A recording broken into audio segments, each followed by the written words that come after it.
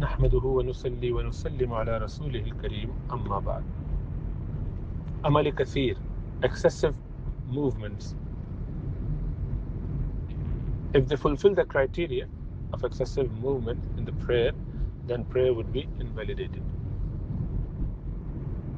So there are different explanation what is Amal Katheer, what is excessive movement, what is counted as excessive motions and movements during the prayer.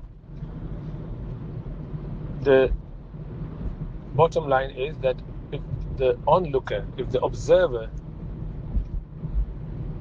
understands that you are not in prayer, so the action which is done in such a way that the observer, the person looking at you, if you ask him, what do you think, am I praying? He said, no, you can't be praying. If you're doing all those actions, then you're not praying. So if anyone observing you thinks that you are not praying, then you are not praying, meaning you're not still enough to qualify as a praying person. The praying person should be in khushu', he should be quiet, he should be qanit, qumu lillahi qanitin. He should be in the state of submission, in a posture, in a style that the people would appreciate that he is in prayer. So the qiyam, the ruku, everything should be done in such a way that it is clearly evident that person is praying. So the way to identify it is because you're not the person looking at yourself. You can't be asking everyone all the time.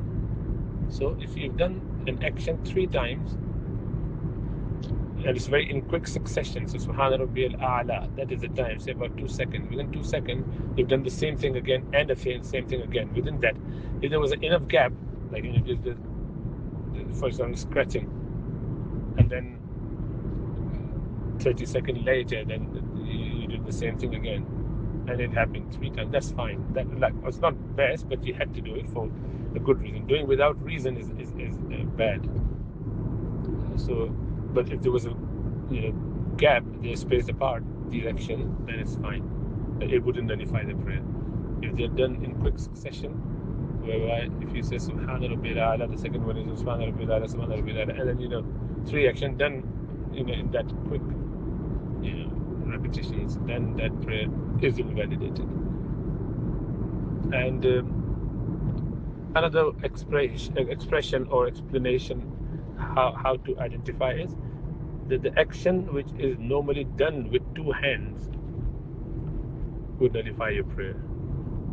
For example, tying your imama, and even if you did do it with 1 hand, but naturally it is done with 2 hands, the imama tying, or tying your izar, like you got the lower garment which you're tying, so normally should be done with 2 hands, but people are trained enough to do it with 1 hand only. So even then, whether you do it 1 hand or 2 hands, that action required you to be using both hands, and that is big enough action. Any action that requires 2 hands generally, then that is big enough action to nullify your prayer. Even once, one shouldn't tie their turban or tie their shoelace, or obviously they're not praying hopefully in shoes, but who knows these days, and then tying their belt, the trousers belt. So, and on the other hand, if the action wouldn't require, or scratching on your nose only require you to do with 1 hand, and you did with 2 hands, that still would consider not enough to nullify the prayer. So keep those points in mind, inshallah ta'ala. But the bottom line is, if you look at someone doing those actions and you think that he is not in prayer, not started yet, then that prayer is already invalidated. May Allah subhanahu wa ta'ala give us tawfiq to understand and practice accordingly.